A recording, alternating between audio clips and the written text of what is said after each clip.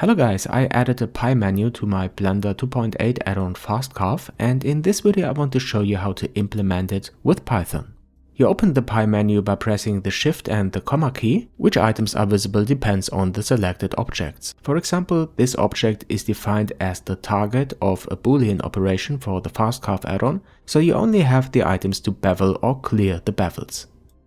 When you remove the target here in the Fast Carve panel and open the pie menu again, you can see that you have the option now to define the object as target. When you select an object that can be used as a source for a boolean operation, for example as a cutter, the pie menu contains more items like bool difference, slice or union. I select the bool difference menu item to cut into the target. Then I go ahead and symmetrize the mesh for the X and the Y axis.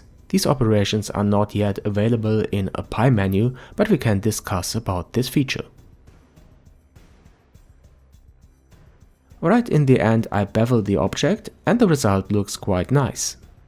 Okay, I'm pretty sure you're interested in how this is implemented, so let's jump right to the Python code.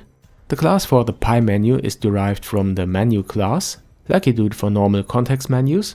But to turn it into a pie menu, you just call the method MenuPie in the draw method. Okay, then I add the menu items, the operators dynamically. To do this, I check if there is an active object, then I get the mode if it is object or edit mode. And when we are in object mode, I add the items for the boolean operations. But I do this only if a cutter, this is a bit misleading, I mean an object with that we can execute a boolean operation is selected. I do this in a helper method called checkCutterSelected, and here I check if we have selected objects, if there is a target defined, and also if the active object is not the target. In the next one I prove if we have more than one object selected, because this is the union operation for selected objects, which doesn't make much sense for less than 2 objects. This check is also done in a small helper function. Okay, let's have a look at this feature because I didn't show this. I add a cube so that we have more than one object. After that I select both objects, but we have to enable the overlays first. And now when I open the pie menu, you can see the item union selected objects.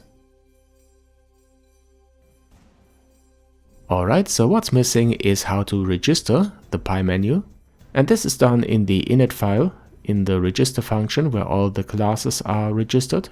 Here I get the key configs for the add-on from the window manager, and this has a property keymap's, and I create a new keymap.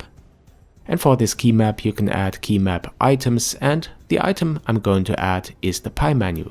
The name has to be wm.callMenuPie, and I want it to be opened when I press the Shift and comma key. For the name of the menu I use the name of the menu class. Okay, next time I'll show you how to add this to your add-on configuration. Unfortunately, there is still a bug in Blender 2.8 so that shortcuts are not persisted. Don't forget to subscribe to my channel if you haven't already, add your wishes or ideas to the comments. Thanks for watching guys, and I'll see you in the next one.